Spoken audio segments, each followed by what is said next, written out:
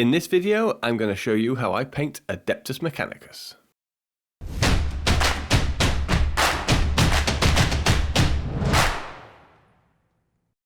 Hello everyone, and welcome to another Brushstroke painting guide. So as you heard from the intro there, we're going to be looking at the Adeptus Mechanicus, which is a faction which I think is often overlooked in terms of painting guides, so I thought it'd be a good opportunity to paint one up and show you how I would do it. For this particular video, I've picked the awesome looking Cerberus Raider. Again, it's one of those models that you don't see that often getting painted up, which I think is a real shame because it's got a lot of interest to it. I love the sort of space cowboy vibe it has, and I thought it kind of encapsulated everything that is Adeptus Mechanicus. Now, because this model is quite a complicated model, I will be painting it as sub-assemblies. I have a video on why I do this and how I prepare my miniatures, because I do get a lot of questions still about the paint handles I use, how I prepare the model, what primers I use, etc. So if you'd like to know more about that, then please check out this video above. I also get asked a lot about the paintbrushes I use. Now, thanks to the awesome guys at Artis Opus, I now actually have a paintbrush set, which has brushes in it which are specifically picked to match the brushes that I use in all of my paint guides. So if you'd like more details on that, then please do click this link above. And then finally, I have a video that I've made on the wet palette that I use because I get a lot of questions on that. So if you'd like to know more about the details on my wet palette, then please click the link above, or you'll find all the links in the description below. Okay, so let's make a start on some painting, and as I mentioned before, I'm going to be painting this as sub-assemblies. So the main assembly for this model is going to be the horse, because that actually has majority of the colours I'm going to be painting, but wherever I mention a colour, obviously paint all the sub-assembly parts with that colour unless I say otherwise. So I'm going to start off with painting all the black details in, and for this I'm going to use some flat black from scale 75. So as this is our first base colour and I'm keen to get a nice clean smooth finish, I'm going to be using my large number 4 brush, and I've added a touch of water on my palette to make sure that the paint is nice and thin and flows cleanly from the brush. So as I say, the main aim of this step really is you want to be concentrating on getting this paint down cleanly and smoothly. You don't need to be particularly neat because obviously any other details that you go over we will be painting again later. So just concentrate on getting that paint nice and smooth and evenly coated across the whole of the surface. Because I've thinned the paint down, it will require 2 coats in order to build up to a solid finish. So do remember to make sure it's fully dry before applying that second coat. Not forgetting, of course, at this stage you want to paint in all of the sub-assemblies that have the black details. So for example, the pants on the rider, I also painted those in black as well. Now, one thing I get asked a lot is how do I thin my paints down? How do I get it to be thin? How thin is thin? How much water do I add? So I've answered all of those questions and more in my paint thinning video. So if you'd like to know more about that and get some good tips in terms of making your paint smooth, then please do check out that video by clicking the link above or in the description below. Okay then, so that's the first colour done, and it already reminds me why I love this black so much. It just looks so crisp and smooth. So now we're going to move on to painting the red armour panels, and for this I'm going to use some deep red from scale 75. Now, because the armour panels don't really come into any close contact with the black I've just painted, I'm going to stick with my size 4 brush and I'm going to get these done nice and quick. So just like with the black, I've added a bit of water on my palette and I've thinned those down so it's nice and clean and smooth as I paint it from the brush. And again, because it's quite translucent when you thin it down, I will be adding several coats to build up to a solid finish. Now, as you can see, I'm not being particularly neat here. I don't really care about these details because I'm going to paint those back in again later with some metallics. All I'm concentrating on is getting a nice even and smooth coverage across the whole of the armour panel.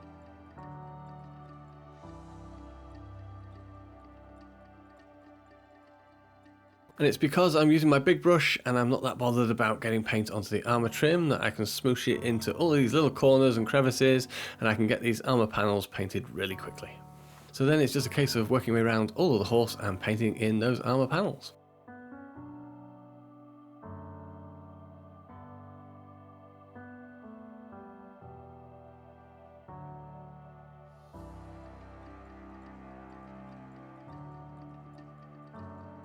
So while those armour panels are still drying, I'm going to turn my attention to the rider's robes. I thought it'd be nice to have a bit of a brighter red and have a bit of contrast between the two reds.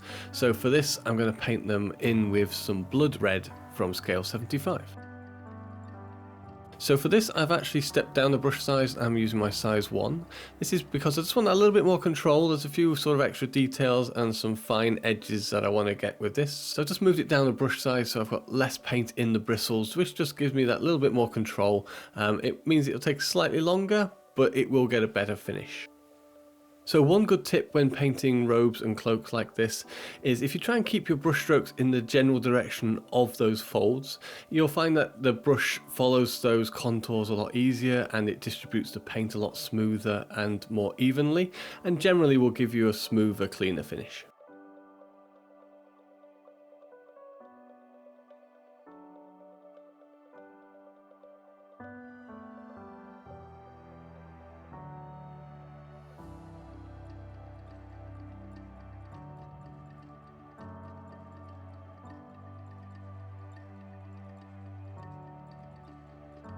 Switching back then to painting the horse, but don't forget this actually means I'm painting all of the sub-assemblies, and now I'm going to paint in all the silver details across the model. So for this I'm going to use some graphite from Darkstar Miniatures. So I'm going to stick with my size 1 brush for this because there's actually a few small details and things and a few little gaps that I need to get into in order to paint these silver details. It is worth noting that I'm not going to paint any of the rivets or little buckles and things at this point. I'll come back and paint those in a later stage. So for now it's just a case of getting a base coat onto all of the major silver parts, such as the legs, the skeleton, the jaw, the Adeptus Mechanicus rider himself, his viewing goggles, the rifle, that kind of thing. Again, it's just a case of thinning it with that little bit of water so it flows cleanly from the brush, and then applying it neatly and smoothly across all of the surface. This is actually quite a thick paint, so you might find that you can get away with getting a solid colour in just one coat, but in my particular case I did apply a second coat just to make sure it was a nice strong silver. So when it comes to painting next to colours you've already painted, you want to take that extra little bit of care and try and get as neat and clean a line as possible. Don't worry though if you do make any mistakes, it's not the end of the world. Just let it dry fully and then you can go back and neaten things back up again with whichever colour you need. And then it's just a case of working your way around the model and paint in all those silver details. On models like this you'll find there's an awful lot of detail to work that paint into, but it is important to take your time and make sure you get it into all of those creases and recesses, and then it's nice and even and smooth, as that's what makes a final paint job just look so sharp and crisp.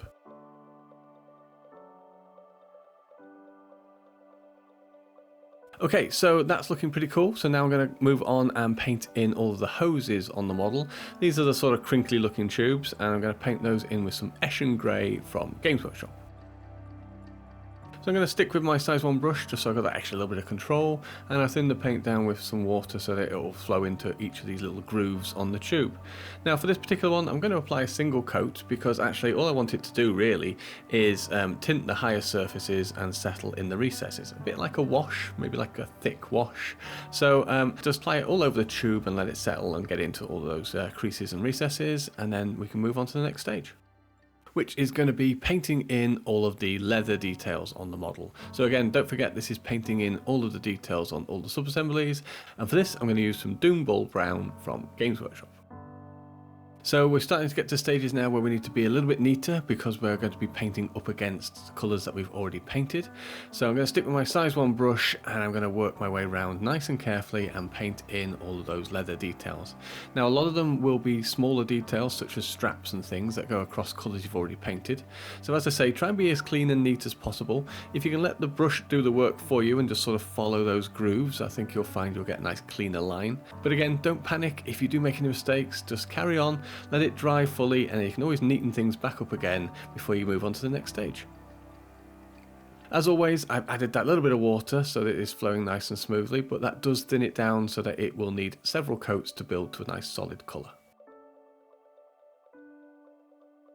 Okay, I've just noticed something that's a little bit creepy on this model. It turns out the head of the horse is actually a skull. So now I'm going to paint in any bone details on the model, and for this I'm going to use some Yeshabti bone from Games Workshop. Well, I suppose I shouldn't really be that surprised. The Adeptus Mechanicus is all about utilising technology that they don't really understand, so they use lobotomized humans and creatures and things, I guess, into the technology. So yeah, I'm just going to stick with my size 1 brush and paint in this detail, thin the paint with that little bit of water, and just paint a couple of coats to get a nice solid finish.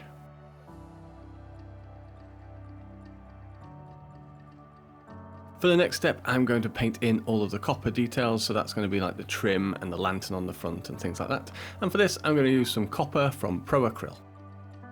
So this stage is actually a really good opportunity to pick out some details and add some interest to what could just be plain silver. So for example, the lantern on the front here, or you could pick out like knee plates and different bits of the mechanical workings, just to sort of break up that silver and just add some interest really. And because a lot of these details are actually quite small, I've moved down to a size 00 brush, which means that I've got maximum control and I can be as clean and neat as possible. It does mean that there's less paint in the brush though, so I do need to be careful not to let it dry out on the tip. So do make sure that you are regularly checking and rinsing your brush to make sure that those bristles are damp and the paint is flowing cleanly and smoothly. When it comes to painting in the trim, having less paint in those bristles is actually a good thing because it means you have less chance of it running out of control. What you want to do is approach it very much like edge highlighting and looking to use the very tip of the brush or the side of the brush to pick out those edges and to try and get as clean and neat line as possible. So again, this is just a case of taking your time and working your way around the model and trying to be as patient as possible. If mistakes happen, and invariably they will, don't panic, just let them dry, and I'll show you later when we can tidy everything back up again and make it super crisp and neat.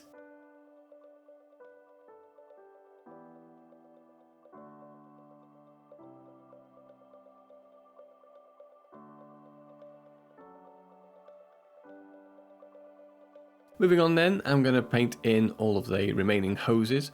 Now, you can pretty much paint these any colour you like, but it's a good opportunity to add a little bit more colour and interest to your model. So I'm going to show you how I painted a couple of them just to give you an idea. So I'm going to start off with some blue from Pro Acryl. Now, I've used this blue a lot and you'll know that I really like it. It's a really punchy, vibrant blue, and it does add that little splash of colour and interest. So I'm sticking with my size 00 brush because a lot of these details are tucked away inside the Mechanicum itself, and I want to be as neat and careful as possible. So it's going to paint it in whichever tubes you like really, and just add that splash of colour and interest. And speaking of interest, let's have a go at painting a hazard stripe tube. So for this, I'm going to start off with some Avalon Sunset from Games Workshop. So whenever you're doing anything that's sort of freehand like this, the main thing to remember is you need to keep your paints nice and thin so that you can go back and correct and refine things as much as you need until you get a nice sharp edge. So I'm going to start off, I'm going to paint in all of the tube with the Avalon Sunset, and then using some thin down Eschen Grey, I'm going to start roughing in where I want the darker stripes to be. Now this doesn't need to be perfect at this stage, this is just very much working out the proportions and the relationship of those stripes. So just roughly speaking, just paint in where you think those stripes should be, get a feel for how thick they need to be, and then just work your way down the length of the tube. And then what you do is you come back in with your Avalon Sunset and you start to neaten things back up again. And then you just keep working back and forth with your Eschen Grey and your Avalon Sunset until you get to a point where you're happy with them and they're really crisp and neat. That's it.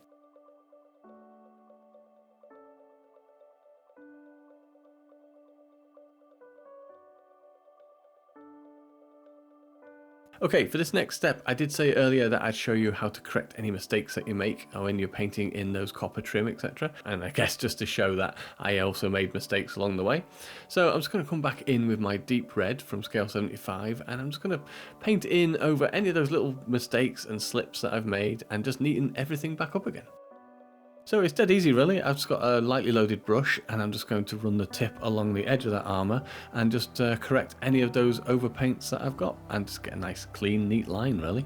So just work your way around and tidy up all of those mistakes.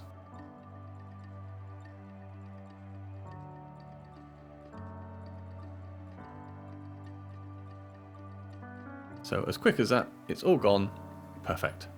I'm also going to take the opportunity to come back in with some graphite from Dark Star and paint in all of those little rivets and silver details before we start adding some washes.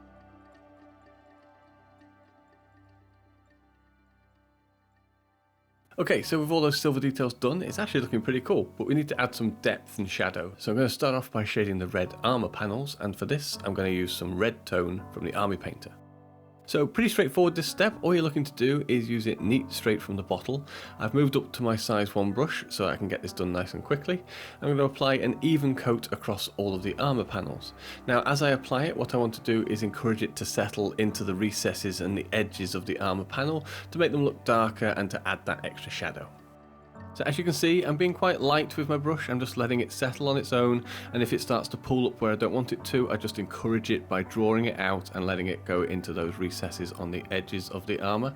It's important that you don't overwork a shade, so what that means is you don't use your brush in the same area too often, because you don't want to start disturbing it as it starts to settle. So I tend to work from one corner and work down onto another corner, and you should always work one panel at a time.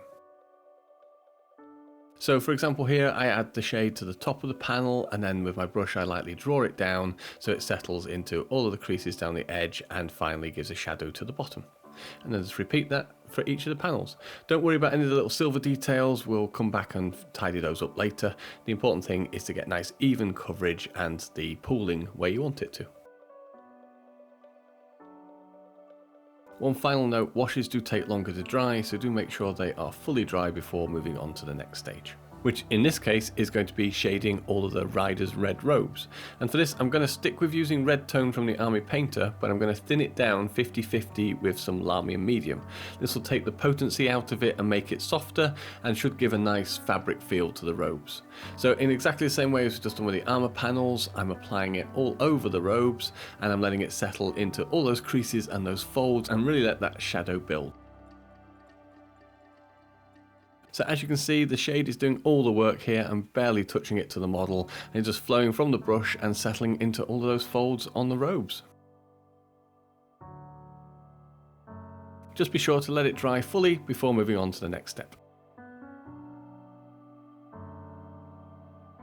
And for my next wash, I'm going to apply it to all of the silver details and also all of the leather details, and for this I'm going to use some null oil from Games Workshop. So again, a really simple step this. All you're doing is applying it neat straight from the pot all over the silver and the leather details. Really the only thing you need to be mindful of is, again, work in a methodical way so you don't overwork that wash, and you just want to make sure that you encourage it to settle into all of those little details. There's lots of recesses and little gaps and things. Sometimes you might find a little air bubble form. If it doesn't burst straight away, then just gently blow on it and that will pop the bubble, and then just, like I say, just work your way around the whole of the model applying the wash. Also, in addition to applying the null oil to the silver and leather details, I did actually apply it to all the Eshin grey hoses as well. So just apply it across all of the hose and let it settle into all of those little crinkles, and that will really bring out that detail.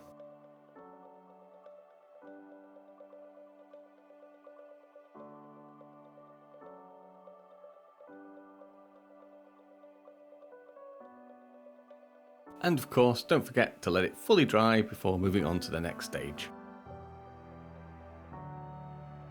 And that next stage is going to be applying yet another wash, and this time it's to all of the copper and bone details on the model, and for this I'm going to use some Reichland Flesh Shade from Games Workshop.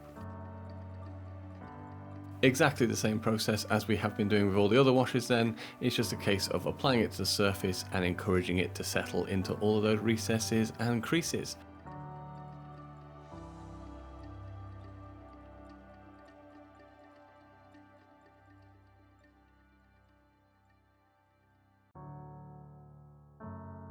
Right, with all those washes done, I thought it might be quite nice to add a little bit more interest to some of the mechanical parts, and I'm going to add a bit of sort of dirt and grime, and for this I'm going to use some Rattling Grime Contrast from Games Workshop. So this step is completely optional, and it might not even work, to be fair. It might go completely unnoticed, but I thought it might be quite cool just using a fine brush, my 00 brush. I'm just going to add straight from the pot some streaks and some build-up of grease along some of these joints and nuts and things, and just sort of add a little bit of mechanical grime and dirt, really.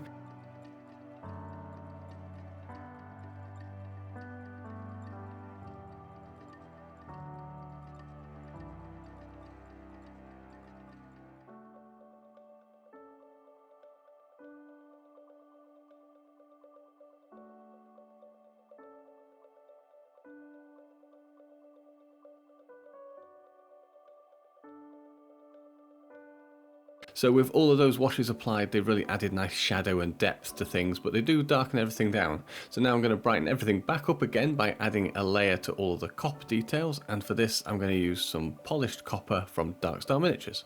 So for this step, what I'm looking to do is I'm looking to re-establish that shine. So what I've done is I've thinned the paint down with some water, which actually makes it a little bit sort of semi-transparent, which is good because it means that you can see the colours underneath. So as I paint a layer of the paint on, it actually re-establishes the shine to the metallic. And what I can do is I can just leave the areas where I want the shadows to be, and I can paint over the flatter surfaces to bring that shine back. And it also means I can correct any sort of watermarks that the shade may have left as well. All of which brings back that really bright coppery look. So what I'm doing really is I'm picking out those areas that the light from above would hit the most, and then I'm leaving untouched the areas which would be in shadow and darker.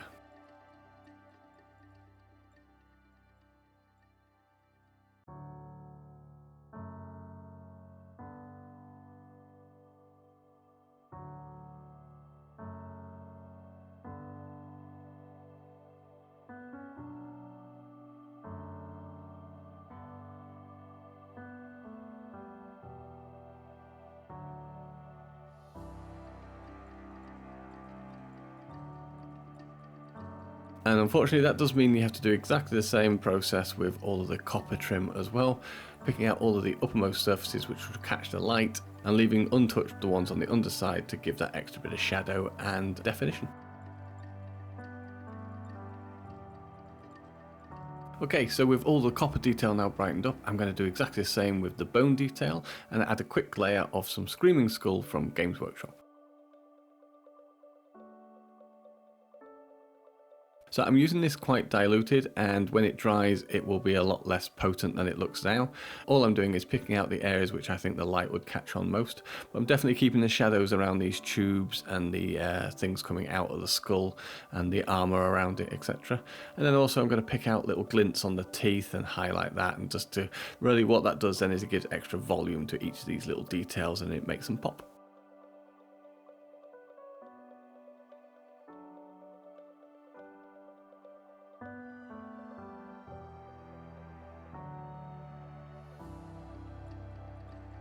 So moving on then, and the next step is going to be edge highlighting all of the leather details. Now when I came to do this, I felt the leather still looked a bit too bright, so I actually applied another coat of the null oil. Unfortunately I have no footage of this because my camera wasn't recording at the time, so slight continuity error unfortunately, but you want to apply a second coat of null oil before moving on to the next stage, which is going to be edge highlighting all of the leather details. And for this I'm going to use some Bestigor flesh from Games Workshop.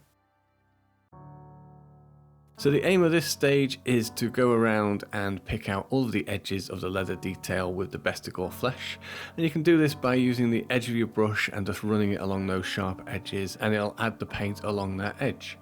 Now this is a bit of a time consuming step and it does need a little bit of patience, but if you just take your time and work your way around, you'll be able to pick out all of those edges.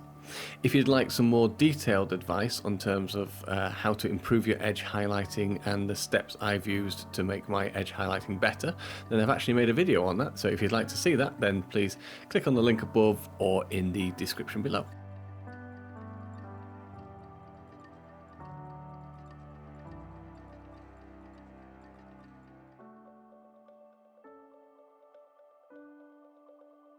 In addition to the sharp edge highlighting, what I thought I would do was try and add a little bit of wear and tear to the leather as well. So for this, what I've done is I've removed pretty much all of the paint out of my brush, very much like a dry brush situation, and now I'm just going to use it to feather in some light scuffing and rough marks onto the leather.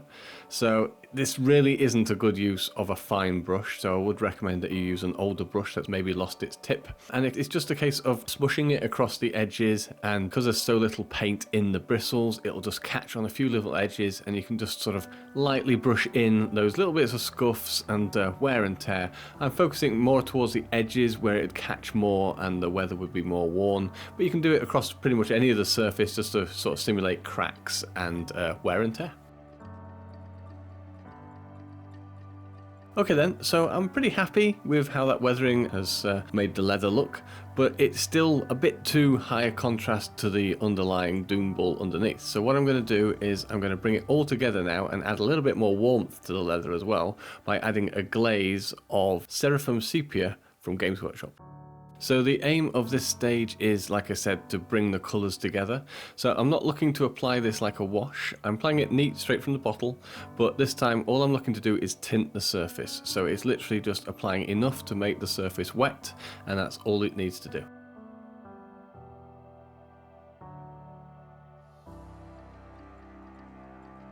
Okay, so moving on now, and I'm going to highlight the red robes of the rider, and for this I'm going to use some blood red from scale 75.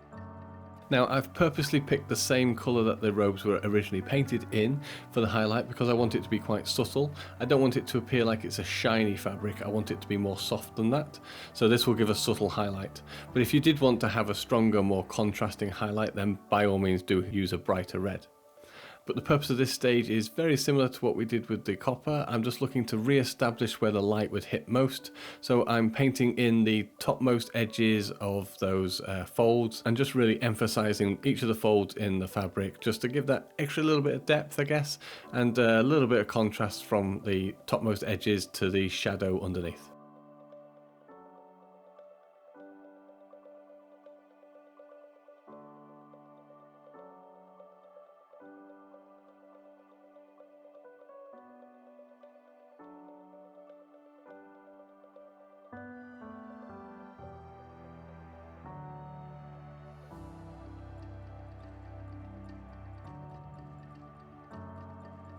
Okay, so I think the model's almost there. It's got a few more things to do, one of which is painting in all of the glowing eyes and all the instruments, and for that I'm going to start off by painting them all in with some bold titanium white from Pro Acryl. Now you can pretty much use any pure white paint you like. I like the Pro Acryl one because it's really strong and goes on nice and smooth, but you could use a white ink or any brand that you like, frankly. All you need to do is make sure it flows cleanly and smoothly, and you paint it very neatly into each of the lenses that you want to be glowing blue. And then when that white's dry, we're going to paint over all of the white areas again, but this time with a wash of Talosar blue contrast paint, thinned down with some contrast medium. And I've thinned this down quite a lot because Talosar blue is pretty potent, so actually the ratio is 1 part Talosar blue to 4 parts contrast medium. And I'm going to apply it quite generously over all of the white area and allow the contrast to do its thing, which basically means it's going to collect into the recess around the edges and only lightly tint the center, and that will give a nice effect of it being dark around the edges and brighter in the middle. Okay, so as one final touch to the overall model, I'm just going to add a final edge highlight to all of the metallic details. That's both the copper and the silver, and for this I'm going to use some pewter from Darkstar Miniatures. So this step is very much a final edge highlight, and it's just picking out the topmost edges and the areas that you want to add a little emphasis to and a little bit of bling.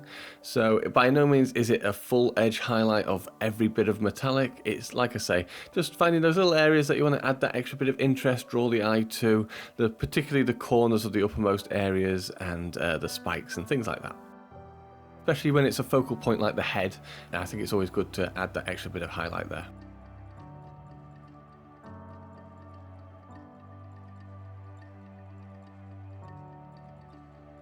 Personally, I like to pick out each of the rivets because I think it looks really cool when they really pop, but I appreciate that's not for everyone, so if you don't have the time or you haven't really got the patience to pick them out, then don't worry about it. Maybe just pick out a few prominent ones that would catch the light the most, just to really give that emphasis. Okay then, so the model is actually pretty much complete now. I just have one detail to paint in, and that's the purity seal. I get asked quite a lot how I do that, so I'm going to start off by painting all the parchment, and for this I'm going to use some Ushabti bone from Games Workshop.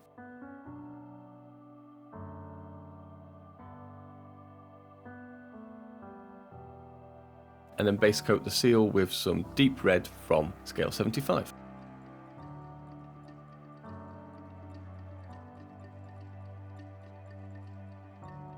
Then wash all over with Agrex Earthshade from Games Workshop. Then add some squiggles of thinned down Eshin Grey for the writing.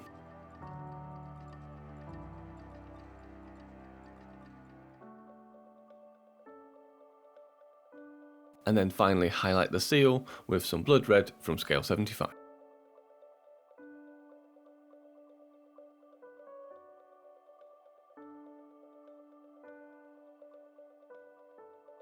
Ordinarily, this would be the part where I would now cut to the final pictures, but I've got a little bit of a dilemma. So I've made this base, it looks pretty nice, but I'm going to be putting a galloping horse on it, and I haven't actually put any footprints in.